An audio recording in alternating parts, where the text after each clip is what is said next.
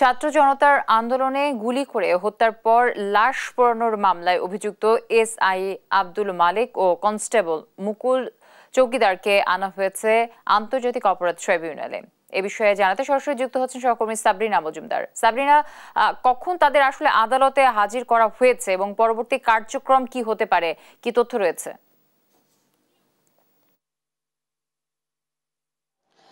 আপনি যেমনটি জানেন যে ছাত্র জনতার যে গণ অভ্যুত্থান হয়েছিল সেখানের মধ্যে হচ্ছে যে স্থানগুলোতে আসলে নিকৃষ্টতম ঘটনাগুলো ঘটেছিল সেটির মধ্যে হচ্ছে সাভারের আশুলিয়াতে হচ্ছে আপনার ছাত্রদেরকে হচ্ছে মেরে তাদের লাশ পুড়িয়ে দেওয়ার ঘটনায় আন্তর্জাতিক অপরাধ ট্রাইব্যুনালে হচ্ছে ওই যে এলাকার যে সাবেক সংসদ সদস্য অর্থাৎ সাইফুল ইসলাম এবং 4 সাবেক পুলিশ কর্মকর্তার বিরুদ্ধে আন্তর্জাতিক অপরাধ ট্রাইব্যুনাল গ্রেফতারি পরোয়ানা জারি করেছিল এবং সেই সাথে তাদেরকে হচ্ছে আনার কথাও বলা হয়েছিল এবং তারপরের দিনই হচ্ছে এসআই আব্দুল মালিককে হচ্ছে আপনার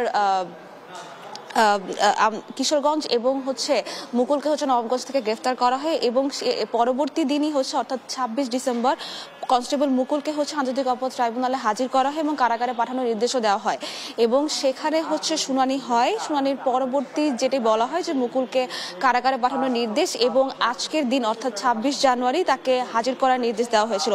আজকে নতুন যে আসামি তিনি হচ্ছেন এসআই মালিক, তাকে হচ্ছে এর আগে আন্তর্জাতিক অপরাধ ট্রাইব্যুনালে হাজির করা হয়নি, তাকে আজকে হাজির করা হয়েছে এবং তাকে এরপর তাদের দুজনকে নিয়ে আসলে শুনানি হবে। শুনানির পর হচ্ছে আদালত আসলে কি বিষয় বা প্রসিকিউটর হচ্ছে তারা যে সাভারে যে লাশপুরের যে ঘটনাগুলো ঘটে বা নতুন কোনো খবর বা নতুন কোনো তদন্ত হচ্ছে বের হলে সেটি হচ্ছে বিচারপতি গোলাম মর্তুজার কাছে পেশ করবেন এবং এরপর আদালত যা সিদ্ধান্ত দিবেন সেটি হচ্ছে গ্রহণযোগ্য হবে।